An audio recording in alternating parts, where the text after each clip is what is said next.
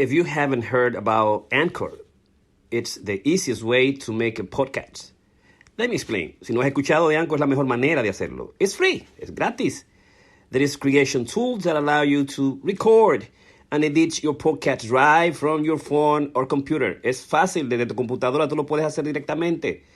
Anchor will distribute your podcast for you so it can be heard on Spotify, Apple Podcasts, and many more. Lo vas a escuchar en todos lados. En Apple Podcasts, en Spotify. Óyeme, es chulísimo. You can make money from your podcast with no minimum listenership. Hazlo, no tienes que tener un grupo, una gran audiencia. And it's everything you need to make a podcast in one place. Yes. All right. Dr. Piña. Ser verdadero a tu propio ser, de eso se trata. Es cómo puedes tú engañarte a ti mismo, esconder tu pena, tu dolor, tu mortificación, tu pesadumbre, digamos, esconderte de lo que eres, vivir, digamos, de la apariencia, aceptando cosas que son contrarias a tu decir, a tu ser, la autodecepción, engañarte a ti mismo con las cosas, con el trabajo, en la casa, con las situaciones, digamos, culturales, con las ideologías, de alguna manera, con las que tú no estás de acuerdo, con imposiciones en términos de lo que es la inclusión, en lo que es la diversidad, en lo que es, digamos, el momento de la corrección política.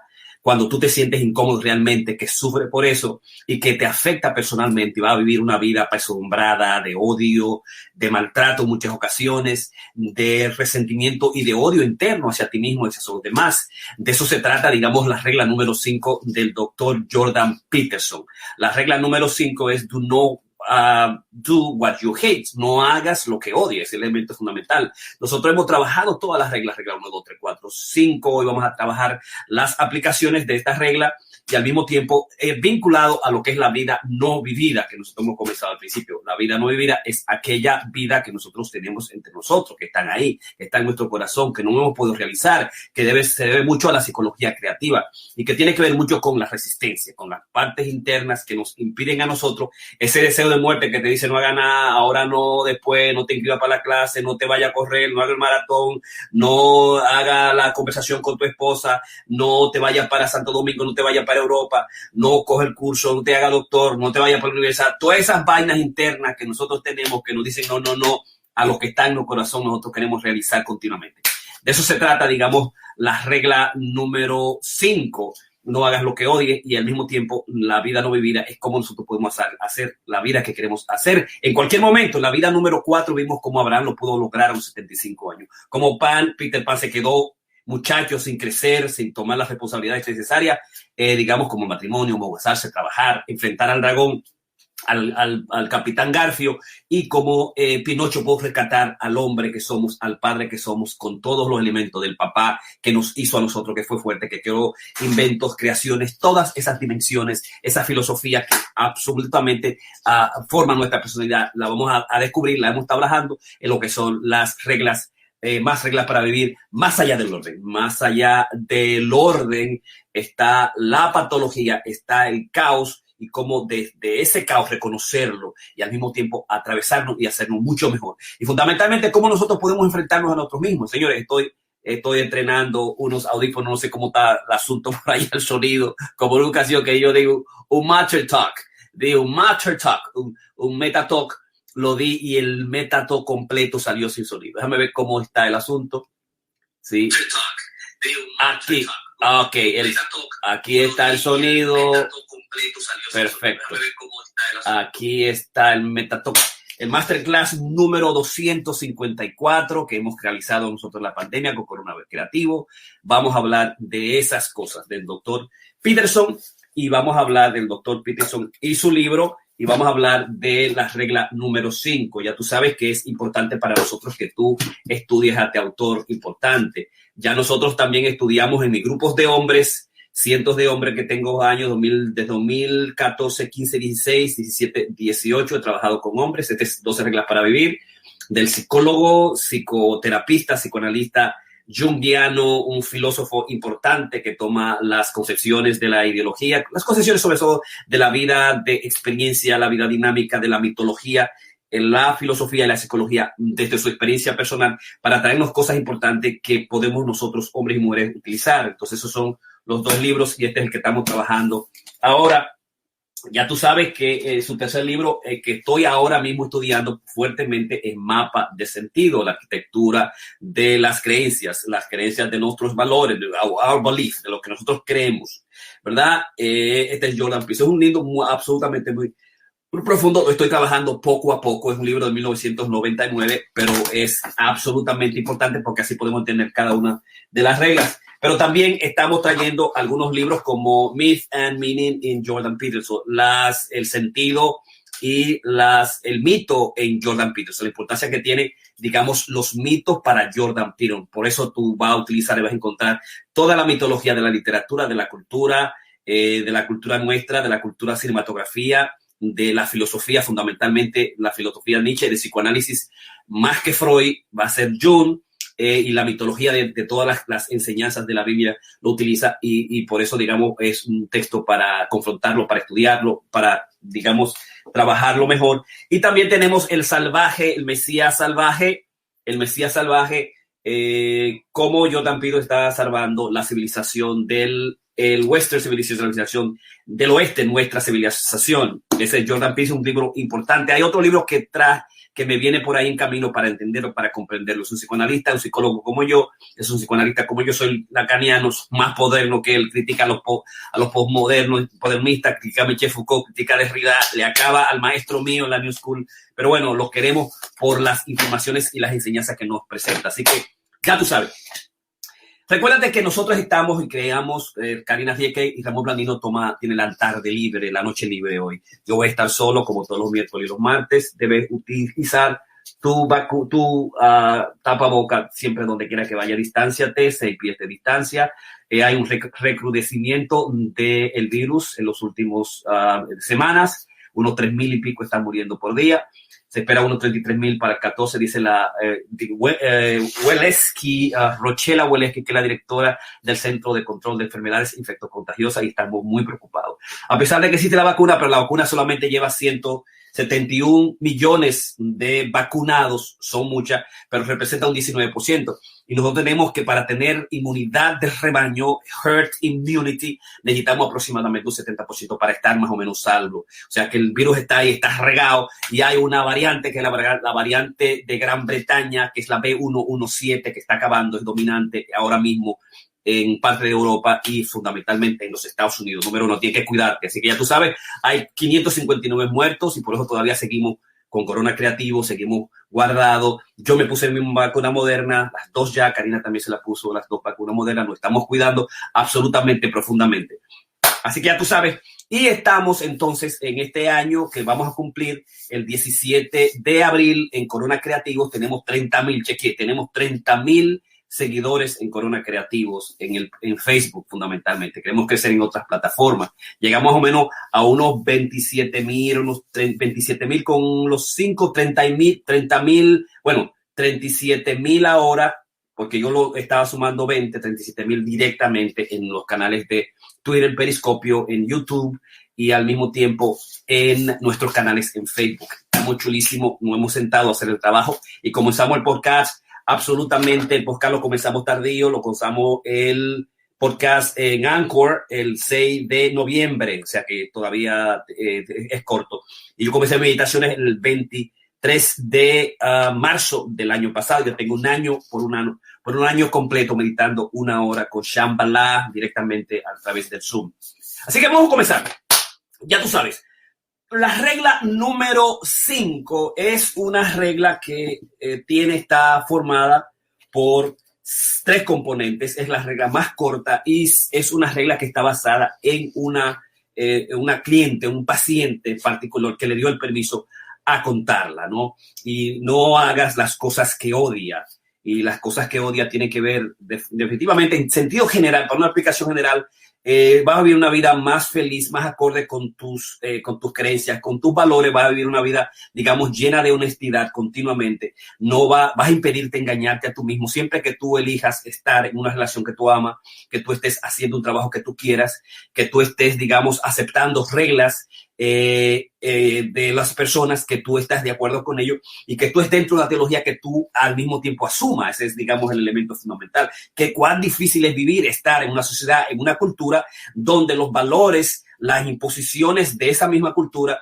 las imposiciones de los ideólogos, digamos, te hacen sufrir, te hacen aguantarte. Fundamentalmente, él lo establece, te hacen aguantarte en un trabajo, joderte ahí, porque bueno, ese es el salario, como un paciente que yo tengo, un paciente que se quedó limpiando varios edificios y tenía un jefe malífico, tiránico, narcisista, malévolo, como dice Jordan Peterson, le ha habido imposible y no pudo renunciar hasta que al final renunció, porque la esposa le dijo, luego ve, renuncia, no hay problema. Le metió una demanda de discriminación a la compañía completa a través de la unión. Está tranquilo bajo mi supervisión clínica analítica durante el último año y pico. Está haciendo maestría en consejería para niños, que le gusta muchísimo. Tiene 2 niñas bellísimas. Se ha mudado ya de Nueva York para otro sitio y vive feliz y está todavía bregando el asunto del PTSD profundo que sufrió, la ansiedad, la depresión, el hecho de que cómo es posible que yo teniendo tanta posibilidad no pude defenderme, porque yo sufrí ahí el acoso, el odio, digamos, elemento vengativo, el trabajo en demasía, repetir las cosas continuamente, diario, lunes a viernes, sufriendo en la casa de la familia precisamente solamente por hacer lo que odia, por el dinero, por el trabajo, esa dimensión que es importante. Entonces, eso es lo que va a tratar Peterson con esto. Tiene 2 citas, tiene unas 4 citas clínicas, fundamentalmente, siempre la mayoría de hecho tiene sus citas clínicas profesionales de psicología para probar los componentes que establece en términos de investigaciones, citas importantes. Tiene además 3 temas: el orden patológico, apariencia en el día a día. El orden patológico como apariencia en el día a día es el primer elemento. Es decir, cómo el diario vivir en las instituciones corporativas, en nuestra sociedad, en nuestra cultura, nos hacen pasar cosas, nos imponen cosas poco a poco, que luego se convierten en los grandes dragones que no podemos nosotros vencer. Que es mejor comenzar a vencerlo ahora, en este instante, pregarlo, enfrentarlo ahora mismo, que dejar a que sea grande y entonces que se nos vaya de la mano. Ese es el primer elemento. El segundo elemento es fortifica tu posición. Tiene que fortificar tu posición de diferentes perspectivas, sobre todo el hecho de saber qué tú vas a hacer y a dónde te vaya la negativa de continuar estando en un trabajo que tú odias, estando en una situación, aceptando cosas, aceptando terminología y concepciones, aceptando pseudociencias que se te imponen a ti y de las cuales tú no puedes saber. Y al final, él va a establecer practicalidades. ¿Cuáles son las cosas prácticas que tú tienes que hacer si tú te encuentras en una situación de que de repente tú odias a tu jefe, tú odias tu trabajo, tú odias tus hijos, tú odias a tu esposa, tú odias el club donde va, tú odias la cultura donde vive, tú odias la ideología en cual se basa esa cultura? ¿Qué cosas, digamos, absolutamente tú puedes hacer? En eso se basan las reglas. 3 componentes para profundizar una regla fundamental. Es decir, el pulso se mueve, lo que hizo Galileo en un momento determinado, a pesar de la iglesia, a pesar se mueve, o sea, se retractó, pero se mueve, o sea, dijo su verdad. O sea, cuando tú entiendes que hay algo que está en contra de tu principio, que van en contra de tu principio, tú eres pro vida, tú eres anticomunista, tú eres derechista, tú sigues una religión, tú eres pro aborto, esas cosas absolutamente que están asociadas y tú lo ves en tu vida, que tú lo ves en tu casa, tú lo ves en tu trabajo, ¿cómo tú vas a enfrentar eso? O sea, hay muchos trabajos que van a ser de la ideología o de las concesiones que tú tienes, pero hay muchos trabajos, muchas ideologías que van en contra, digamos, de lo que tú crees que va a suceder en la sociedad, de lo que tú ves como la sociedad se va a corromper, va a crear reglas extremas que van a establecer una especie de dictadura en el cual tú no vas a poder estar, no puedas vivir, y entonces, digamos, al final va a ser, digamos, absolutamente el caos. Y eso es, digamos, la posición que el doctor Peterson quiere establecer en esta regla número 5, digamos, no hagas lo que odias, don't do what you hate. Don't do what you hate. En esta vida no vivirá, que nos va a permitir trabajar la psicología, digamos, de la creatividad para llegar a ser mejor y vivir la vida, salir de la vida que vivimos y la vida que nosotros queremos, la vida que tenemos ahora y la vida que, digamos, queremos vivir, que está atravesada por la psicología creativa, que es la resistencia. El doctor Piso parte de lo que él llama un conundrum. Yes. What do you do? What do you start participating in a horizon process that you see or thing you see unfolding in front of you? ¿Qué tú haces para parar un proceso que es preocupante? ¿Qué tú haces para parar la participación? Para tú parar la participación tuya en un proceso que es preocupante, que tú ves o que tú piensas, que tú ves y que se está desarrollando de frente de ti. Eso es, cuando tú estás en una situación que lo que está sucediendo en términos de las decisiones que se están tomando, en términos de lo que se va a hacer, ¿qué tú haces para pararlo? ¿Qué tú haces para participar, para parar ese proceso? Si tú ves que tú entiendes que el país se está, digamos, haciendo más dramático, se está haciendo más tiránico, que se está haciendo reglas que van en contra de tus principios, ¿qué tú haces? ¿Qué tú vas a hacer para pararlo? ¿No? Ese es el conundrum, como dice el doctor Piso de la regla número 5. What do you start participating? When do you start? ¿Cuándo tú paras de participar en los procesos que tú ves que son preocupantes?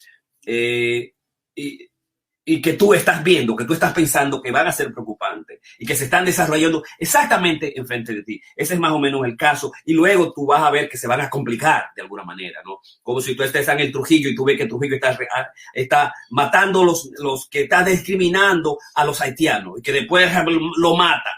¿Qué tú vas a hacer cuando él comienza a quitar las libertades públicas? ¿Qué tú vas a hacer cuando Nazi comenzó a cerrar los comercios de los judíos? ¿Qué tú vas a hacer en ese momento? Que tú ves que estás al frente de esa situación. ¿Qué tú ves cuando te quieren imponer reglas en términos del lenguaje, en términos de a favor de lo que es la inclusividad, a favor de lo que es la diversidad y a favor de la equidad, donde tú tienes una democracia, digamos, donde tú puedas llamar, decir, hablar con quien sea? ¿Cuál pronombre tú vas a usar? ¿O cuál pronombre te va a imponer un agente? Que así comenzó, digamos, el caso de Jordan Peterson. Comenzó con la regla B16 en Canadá, que quería imponer que la gente que no usara los pronombres adecuados a los transgender, a los transexuales, que tuvieran entonces penas. Como digamos, la dimensión de la inclusión, si se penaliza, trae grandes problemas en términos personales, trae el problema al que se discrimina. Como la diversidad de alguna manera crea grandes dificultades, que esa es la pelea, digamos, tricky, la pelea difícil que hace el doctor Peterson, que están haciendo muchos con tendencias derechistas. Es decir, o sea, el ser inclusivo, ¿qué significa?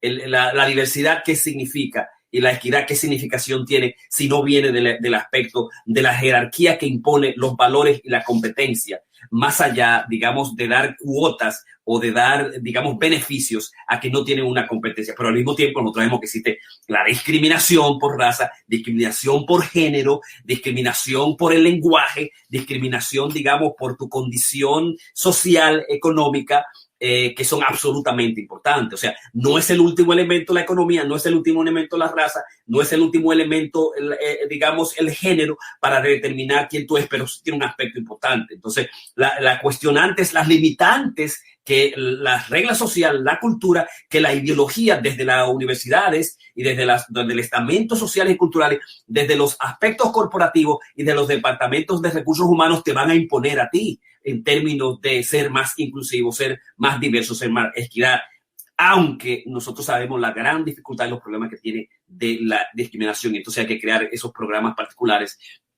Y entonces, más allá del orden, el doctor Piso lo que quiere es establecer eso. Y él presenta a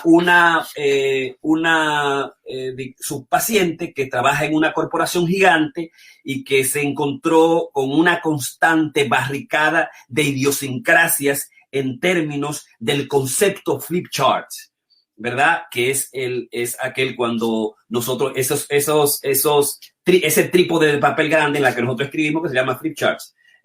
Cartas de flipeo, de cambiar, ¿no?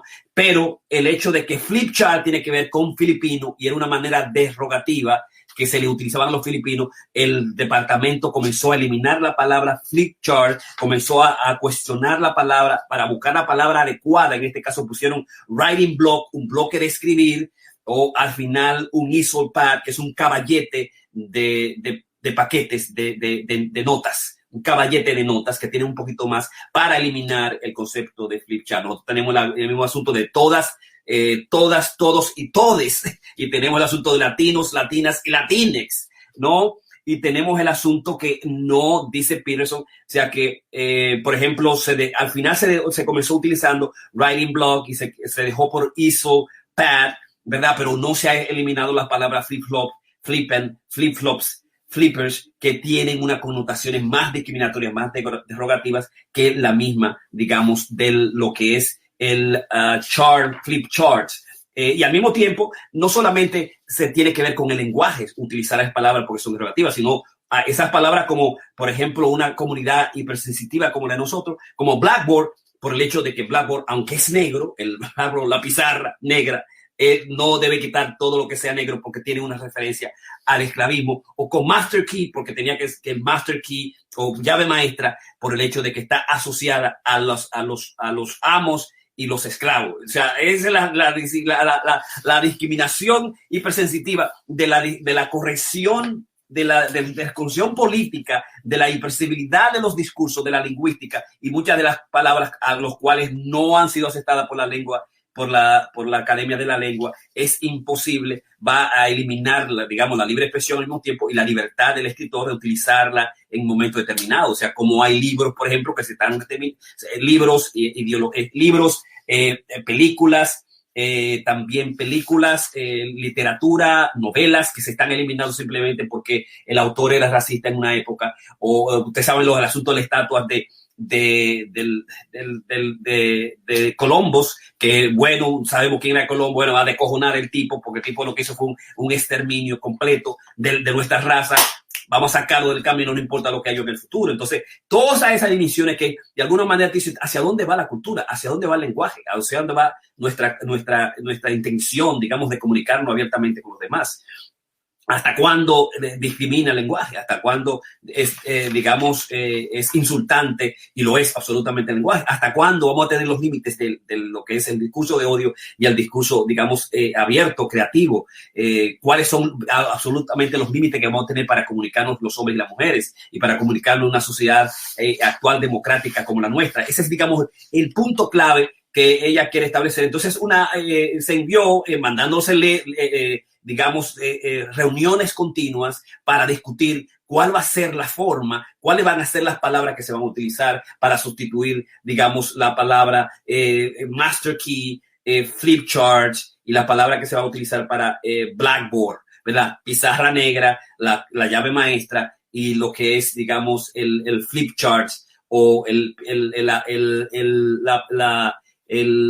caballete de notas, que ese es el que nosotros utilizamos, ¿no? Y cómo eso tiene una importancia, porque al mismo tiempo se impone a los empleados, se impone a los trabajadores, se impone a los compañeros de trabajo, y tú no puedes oponerte a ello, tú no puedes utilizarlo. Entonces, la pregunta que no solo es preocupante porque eso pasa con las palabras, pero después va a pasar con las opiniones personales, va a pasar qué tópicos tú puedes hablar, de cuál tópicos tú no puedes hablar en las conversaciones, y obviamente va a pasar con los libros. Nosotros sabemos lo que sucedió en el nazismo, nosotros sabemos lo que sucedió en los derechismos democráticos, nosotros sabemos lo que sucedió en la Stalin, el comunista de Stalin, en Mao Zedong. Nosotros sabemos lo que significó en la nazi, que comenzaron a comer libros. Primero, esta palabra no me la use, y después, bueno, tú no puedes hablar de esto aquí, y finalmente este libro lo vamos a sacar del contexto porque no tiene la dimensión.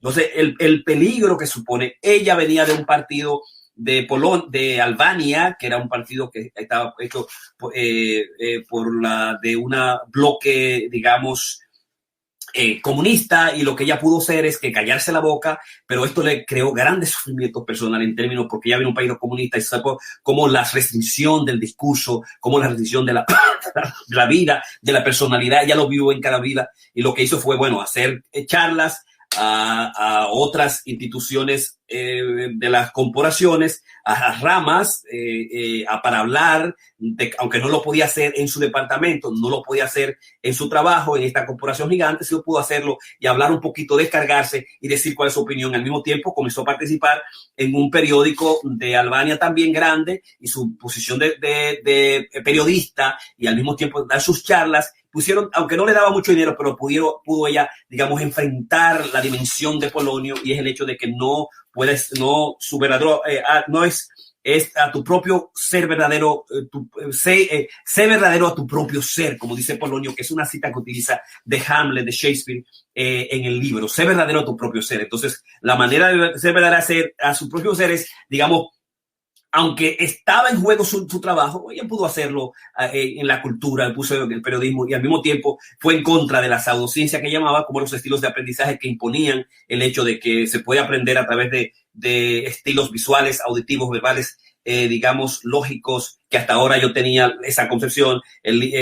Peterson dice referencia en términos de que eso no tiene ninguna validez. Y además, ¿cómo tú puedes saber si un niño aprende visualmente con los ojos, si aprende verbalmente o físicamente, lógicamente? Porque no hay manera tampoco de que el profesor pueda evaluarlo, a menos que sea psicólogo. Entonces tú no sabes cómo él va a aprender más visualmente, qué tipo de enseñanza tú tienes que hacerlo, ¿no? Y entonces, de alguna manera, vamos a enseñarle a a través de medios visuales, solamente medio auditivo, pero cómo el profesor tiene la capacidad para evaluar esas cosas. Y entonces dice Peterson, establece que esas son pseudociencias a las cuales ella misma se opuso y comenzó a enseñar al mismo tiempo para, de alguna manera, digamos, salir de esa dimensión personal que le hacía mucho sufrimiento, porque ahora, digamos, en los Estados Unidos estaba imitando las propias reglas de la ideología, digamos, comunista, restrictiva, de los valores personales, de la libertad de expresión, y que de alguna manera estaba tomando, y que estaba comenzando por el lenguaje, y eso le hacía sentir muy incómoda, y de ahí viene el hecho de que le diera permiso al doctor Piso para utilizar esa dimensión. Es decir, como el orden patológico se presenta como apariencia en el día a día, restringiendo palabras, restringiendo discursos, formas de ser en los elementos corporativos. Y él dice que part of moving beyond order is knowing when you have such a reason. Moverte más allá del orden, moverte más allá, crear el caos, crear la revolución, crear el problema, protestar, es digamos, cuando tú tienes razón, saber cuándo tú tienes razón. Y es una razón que tiene que estar íntimamente ligada a tu ser, a tu comprensión, a no engañarte, como Polonio. Part of moving beyond orders is understanding that the conscience has a primary claim in your action, which supersedes your conventional social duty. Ir más allá del orden es entender que tu comportamiento está íntimamente relacionado a lo que son, digamos, tus propias acciones, tu propia conciencia, que tu conciencia de lo que tú crees que deben ser las cosas, que lo que tú crees que no se te puede imponer, está mucho más allá de tus acciones y de tu responsabilidad, digamos, en el hacer trabajo. ¿Cuándo es que tú te vas a enfrentar y dices, no, esa vaina, yo voy a utilizar Flipchart, yo voy a utilizar Blackboard, yo voy a utilizar Master Key, yo no voy a decir todes, yo no voy a decir Latinx, yo no te voy a llamar a ti como she o he, whatever, o tú, o él o ella, él, yo no lo voy a hacer, o sea, no me lo voy a imponer. Entonces lo que tiene que hacer es, primero, ella no se fue del trabajo, obviamente, no, sí practicó a través del periodismo y de sus conferencias y sus charlas, y enfrentar lo que ella entendió como un discurso de pseudociencia. Y pasamos a la segunda parte, número 2, donde el doctor Peterson, entonces, cuando tú estás en una situación de ahí, donde vaya a agarrar y te para el trabajo, porque irse para el trabajo y conseguir un trabajo es una situación difícil. Lo que tienes que hacer es fortifícate para evitar la desesperación, evitar una posición nihilista, o evitar entrar en la corrupción y aceptar cosas que van absolutamente dentro de tus valores, y utilizar la patología del caos.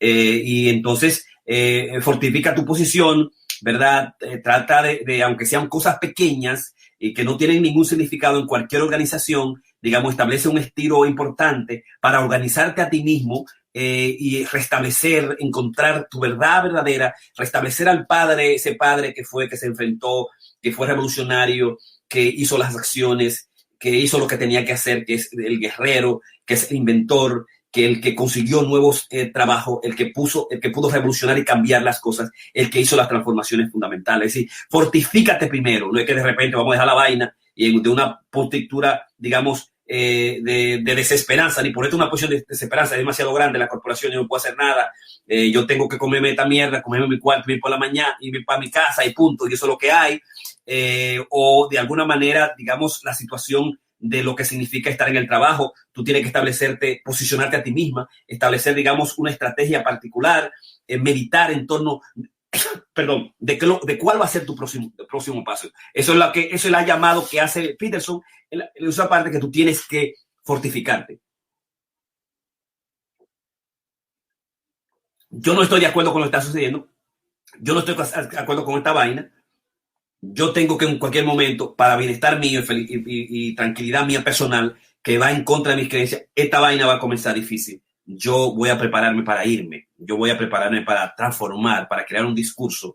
Es como estos grandes teóricos que creen un discurso fundamental y se lo tiran a la corporación y tiran un tremendo manifiesto. Si tú vas a tener un manifiesto en contra de los principios corporativos, en contra de la sociedad, te vas a joder esta vaina. ¿Y por qué te escribiste eso? Como lo pasó a nosotros en Interboro, que nosotros escribimos un discurso de discriminación, no están discriminando, no nos están dando esto, se lo están dando a fulanito, a esta nacionalidad y a nosotros no. Y cuando vinieron para allá, coño, nos pasaron la aplanadora por el hecho de que tú estás causando discriminación internamente. ¿Y cómo es eso? Tú tienes que tener mucho cuidado lo que tú dices, lo que tú hablas, ¿no? Entonces, eso es fortificación, o sea, comienza fortificando tu posición desde la perspectiva de investigación, de que tú vas a ser, e impide ser el Pinocho, e impide ser una marioneta que puede ser utilizada por los demás, impide ser de alguna manera ser un pope de los demás.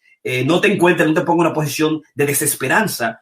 Hay siempre la posibilidad de vencer al más fuerte, de vencer al otro, ¿verdad? Dentro, si tú utilizas el tiempo necesario para fortificarte, ¿no? Y hacerte un poquito más capaz diariamente para tú ir en contra, digamos, de tu trabajo mismo, de tu modo de vida. No lo vas a hacer de ahí al inmediato. Tienes que esperar la mierda o la vaina para tú no agarrar y que me voy. Piénsalo muy bien. Y la que te va a decir eso va a ser siempre la esposa, que tiene más inteligencia que nosotros. Mucho cuidado, yo sé lo que está pasando con eso, pero este no es el momento. Mira cómo están las cosas, muchachos. Va para la universidad, los niños, la comida, la renta, la pandemia. Aguántate, fortifícate mejor, prepárate mejor, haz una investigación, chequéate con el abogado, toma notas, ¿verdad? Investiga las cosas, habla con los demás, a ver, entonces cuando tú estás fortificado, tú tienes la pelea. Y finalmente, Peterson plantea, digamos, practicalidades que tienen que hacer. Y es el primero, si tú no puedes cambiar, si tú no puedes, si Mahoma, tú no puedes ir a Mahoma, que si tú no puedes ir Mahoma no puede venir a ti, vete a la montaña. Entonces muévete lateralmente, si no te puedes meter internamente en el trabajo porque tú no estás de acuerdo con el principio de corporación, con la sociedad, con la cultura, con tu partido, con la ideología de mando. Entonces organízate tu currículum vitae, organiza tu currículum vitae antes de que tú puedas, digamos, autoengañarte a ti mismo. Muévete lateralmente, salte del asunto. Y dice que es muy difícil conseguir un trabajo porque en la actualidad tú tienes que pensar cuando buscar trabajo en absolutamente hacer que los niveles de conseguir un trabajo es 50 a 1, 50 aplicaciones, 50 envío de resumen, tú puedes conseguir unas o 3 o 4 entrevistas. O el número adecuado es 4 a 5 resumen, 4 a 5 de currículum vitae por día hasta poder conseguir unas 150 aplicaciones y tú puedas tener 3 a 5 entrevistas. Ese es el juego. Y eso te puede durar un año y medio. Entonces, es el año y medio necesario para tú fortificarte si tú vas al trabajo. Que yo mañana voy al trabajo. No, espérate. Tú tienes que primero, el aspecto practicalidad, organiza tu resumen y comienza a mandar 3 a 4, digamos, aplicaciones, resumen por semana hasta que hayas logrado unas 150 y hayas conseguido unas 3 a 5 entrevistas y hasta que tú hayas ganado la lotería. Eso significa, ganar la lotería significa esperar lo suficiente para tú tener el trabajo que te guste, que tenga tus ideales, que tenga tu principio, que gane más y que se te entienda y que te respete, ¿verdad? Un año y medio 150 aplicaciones, 2 o 3 por día tranquilamente, 1 a 5, porque muchas de estas aplicaciones tienen gente interna, lo hacen para tenerla y hay muchos rechazos, lo que es que tú hagas un trabajo, si tú envías 1, 2, 3, 4, 5, no va a suceder 5, 10, a menos que tú tengas contacto internamente, ¿no? Esa es la practicalidad que Peterson propone. Tú puedes fácilmente que te voten por el hecho de que te estás imponiendo, se conoce tus intenciones, no estás de acuerdo con los aspectos corporativos, con las reglas del juego, y tú eres un problema, eres un enemigo, eres un contrario del partido, de la sociedad, de la cultura, con lo que tú estás trayendo. Entonces tú estás en una situación difícil. Parte de la fortificación es tú estar preparado incluso para en el momento en que se te bote del trabajo. Pero tú no estás en una posición, digamos, de desesperanza. Siempre se puede, en cualquier momento en que tú estés, salir del paso. El otro aspecto es yo tengo miedo de moverme. Y yo tengo miedo de moverme está íntimamente relacionado con el miedo de que yo tengo en términos de ser competitivo, que no tiene que ver que si tu trabajo es porque tú odias el trabajo que tú tienes, porque tú estás en una escala baja de la posición inicial que tú tienes, es una cosa distinta. Que yo soy un taxista, que yo estoy haciendo Uber, que yo estoy como dorme, que yo estoy... No, espérate, tú tienes que comenzar de donde tú estás y tienes que hacerle honor a tu trabajo. Y del trabajo, donde quiera que tú te encuentres, es un trabajo digno. No tiene que ser eso, es que tú te sientas incómodo en el trabajo o las reglas que te imponen y eso te haga sentir mal y tú lo odies suficientemente de que tú todos los días tienes que ir odiándolo porque es lo que está pasando ahí. Es distinto que de repente, porque tú eres un migrante, porque no pudiste estudiar, porque no te preparaste, porque no tienes la competencia, que tú estés en un trabajo de que no vaya apropiado con tu estatus. Esa es otra cosa. O sea, no, nosotros tenemos que amar y quedarnos en los trabajos que son apropiados para nosotros, que es lo que tenemos en un momento determinado, por la circunstancia particular. No se trata de eso, es aquellas cosas que van en contra de mis principios. El otro aspecto es, tal vez posiblemente vas a pensar que nadie me va a querer a mi edad, vas a encontrar que hay mucha gente que quiere tu experiencia y que quiere tu edad y que quiere tu información, que es una dimensión que cada uno tenemos que desarrollar. Y ahí propone el hecho de que se va a hacer en un área, 1 año, 2 años, y haciéndolo de una manera metódica, como nosotros, digamos, lo hablamos, ¿no? Para, de alguna manera, establecerte una jerarquía que sea apropiada y que esté al gusto del tipo de empresa, de institución, de amistades con la que tú quieres estar y con las reglas, digamos, que estén absolutamente de acuerdo con lo que tú eres y lo que tú estás buscando en la vida, ¿no?